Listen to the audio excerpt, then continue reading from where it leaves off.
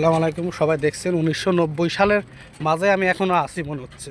এখন 2026 সাল, রাস্তা দেখে মনে হচ্ছে 1990 সাল। তাহলে হিসাব করেন, ডিফারেন্ট কিছু করা লাগবে। অন্য অন্য দেশে ডিফারেন্ট কিছু করে ফেলাইছে, আমরা কি করতেছি? এই যে এখনও কাঁচা রাস্তা আছে, এখন তো এই রাস্তাটা পাকা করা লাগবে। দেখেন, এই হলো বাংলাদেশ। কিছু বলবো না, কিছু বললেই সমস্যা, দরকার নেই বলার। মানে সত্য কথা বললে পরে এখন বর্তমান সমস্যা, সত্য বলা যাবে না, সত্য বললেই সমস্যা। সবাই ভালো থাকেন, আল্লাহ হাফেজ।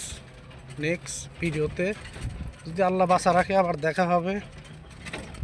জায়গাটা কেমন আপনারা কমেন্টে সব জানাবেন, আর রাস্তাটা পাকা করে দিলে কেমন হবে তা আপনারা জানাবেন।